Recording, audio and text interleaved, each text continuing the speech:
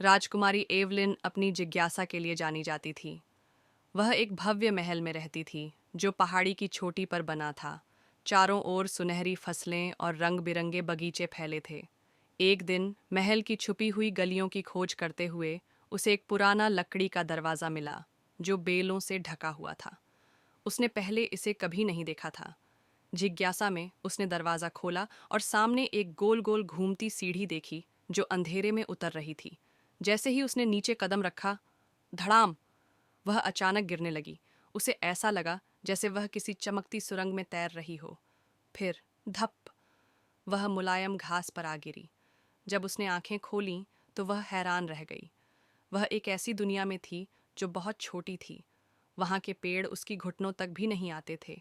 घर चाय के कप जितने छोटे थे और रास्ते फूलों की पंखुड़ियों से बने थे। और लोग, वे उसके उंगलियों से भी छोटे थे और उसे हैरानी से घूर रहे थे। यह तो बहुत बड़ी है, एक छोटी औरत ने चौंक कर कहा। यह आसमान से गिरी है, एक नन्हा आदमी फुसफुसाया। एवलिन ने धीरे से पूछा, मैं कहाँ हूँ? एक छोटे से आदमी ने, जिसने गुलाब के कांटों का मुकुट पहना था, आगे आकर कहा, तुम मिनीवेल में हो। यह हमारे छोटे लोगों की दुनिया है। मैं राजा पेट्री हूँ। हमने कभी भी तुम्हारे जैसे विशाल व्यक्ति को नहीं देखा।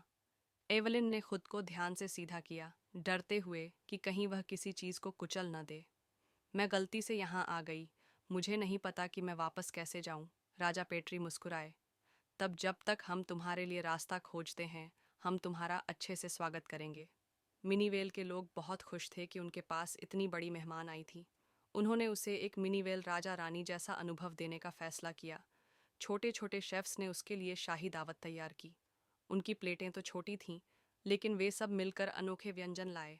अखरोट की पाई, शहद में डूबे जामुन के टार्ट, छोटे छोटे भुने हुए मशरूम और एक अंगूठी के बराबर कप में शहद वाली चाय।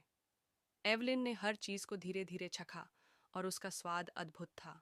फिर नन्हे दर्जी उसके लिए एक ड्रेस लेकर आए जो तितली के पंखों से बनी थी और एक हल्का सा केप जो सिंथी के फूलों के रेशों से बुना गया था। इसके बाद ब्यूटी ट्रीटमेंट शुरू हुआ।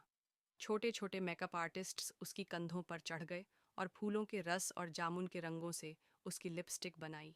गोल्डन पराग से उसके गालों को चमकाया और छोटे मोती जैसे ओस की बूंदों से उसके बालों को सजाया। एवलिन खुश होकर हंस पड़ी। मैंने कभी भी इतना सुंदर महसूस नहीं किया। एवलिन मिनीवेल में बहुत खुश थी, लेकिन उसे पता था कि उसे घर वापस जाना होगा। राज्य के बुद्धिमानों ने प्राचीन किताबें पढ़ीं और रास्ता खोज लिया। तुम्हें अपने घर लौटने के लिए आधी रात को चांदनी तालाब में कदम रखना होगा।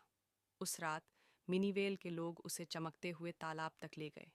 यह तालाब सिर्फ एक प्लेट जितना बड़ा था, लेकिन उस पर पूरा चांद झलक रहा था, मानो चांदी की रोशनी बिखर रही हो। एवलिन ने धीरे से उसमें कदम रखा और फिर से वही चमकदार रोशनी उसके चारों ओर लहराने लगी। अलविदा, राजकुमारी एवलिन, छोटे लोग चिल्लाए। तुम सबका बहुत बहुत धन्यवाद, एवलिन ने कहा, और फिर वह गायब हो गई।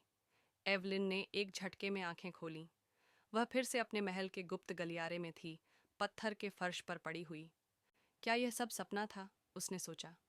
फिर उसकी नज़र अपने कपड़ों पर गई। वह अब भी तितली के पंखों से बनी ड्रेस पहने थी।